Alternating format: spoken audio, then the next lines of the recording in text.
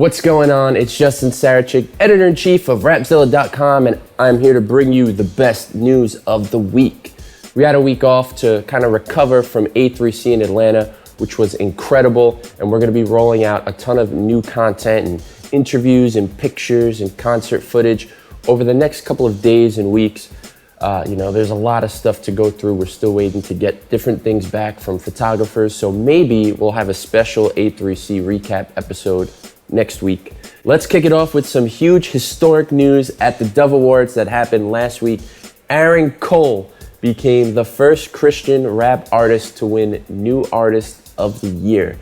Obviously, we know that Aaron Cole has been around for a while, but he released his album Not By Chance, which was his full-length debut record album on GAWVI Records.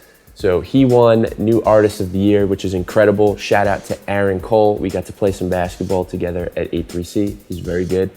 Then we're gonna move over to Lecrae and Zaytoven take home Hip Hop Album of the Year for Let the Trap Say Amen. Zaytoven is a legend, and his pairing with Lecrae helped that album win.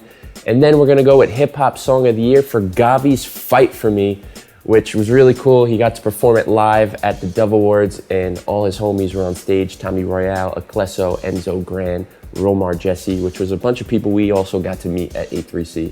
So shout out to you guys, and congratulations on the awards. Great to see some diversity at the Dove Awards. You know what they say, it ain't over till it's over, and it looks like we're getting a reopening of the Flame vs. Katy Perry case, which was Joyful Noise versus Dark Horse. Katy Perry was found to have plagiarized Flame's song. Well, they are appealing the case, and we're gonna see what happens. This is what they stated. The legally unsupportable jury verdicts in this music copyright infringement case that are widely recognized within the music industry and beyond as a grave miscarriage of justice. The erroneous verdicts in this case and the precedent established thereby present serious harm to music creators and the music industry as a whole. Plaintiffs did not offer proof of one single digital or brick and mortar sale of Joyful Noise or the album Our World Redeemed, and admitted that they have no such evidence.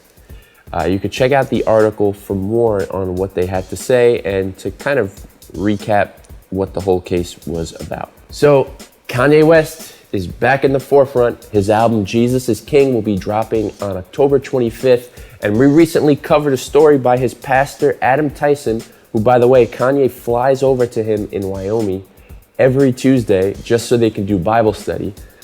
Tyson says that Kanye told him that he is radically saved and is very much a Christian and in this thing 100%. He even has Tyson in the studio with him to make sure all of his music is biblically sound, and said that he only wants to make Christian music and use his gifts for God moving forward. Kanye even tells people in the studio using foul language, "You cannot do that around me. I'm a born-again Christian." So this is pretty crazy. Adam Tyson says that we will see the fruit, and this album will be indicative of that. So October 25th, mark your calendars. Will Kanye West be one of the greatest gospel artists of all time?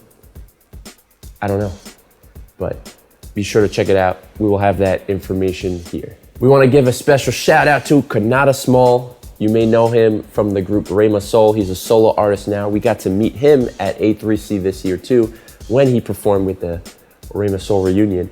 But shout out to Kanata because he's getting incredible placements with his music, appearing on Hobbs and Shaw and a bunch of other TV shows and movies. And now his latest one is for the Fortnite update, which is crazy because that game is huge. And some of you guys may play it and maybe you didn't even notice, but that is Kanata Small for the song Bring the Ruckus. And his Spotify numbers are jumping crazy. He hit 1 million streams this month. And I mean, Kanata is killing it, very low key, but he's doing it the right way. So shout out to you. We have a big story about Spotify and playlists. Many of the playlists that artists are paying to get on are actually fake. Now, Chad Horton and Steven Solis did a lot of the legwork and the groundwork for this article. I was just the messenger who wrote it out.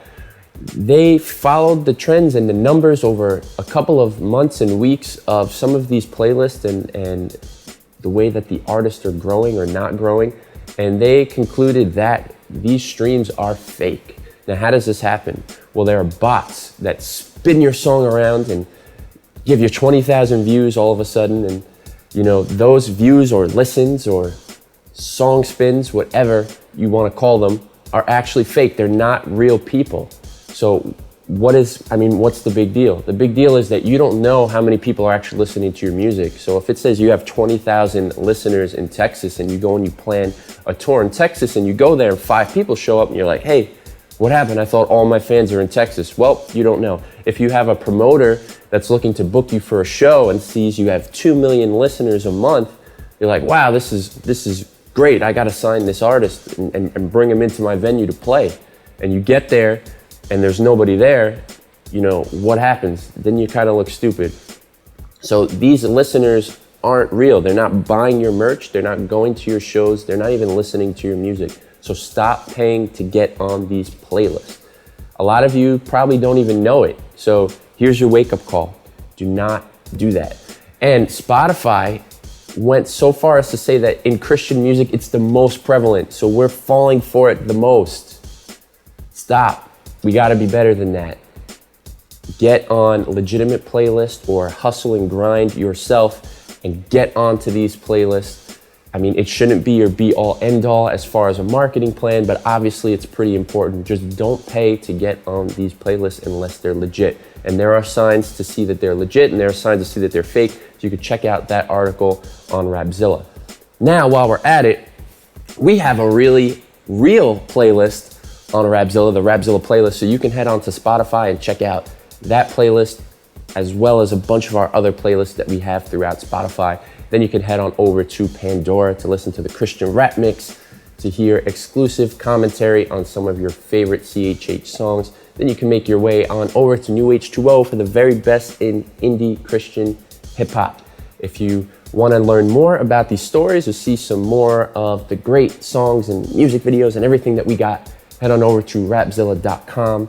Then shout out to Fenix Studios in Staten Island, New York, for letting us film this show here. They're your #1 spot for mixing, mastering, production, music videos, artist management, anything you need, they can do it here. Let them know that you heard about them on the Rapzilla show, and you will get 30% off on whatever your first thing is here. I'm Justin, and I will see you all next week. Peace.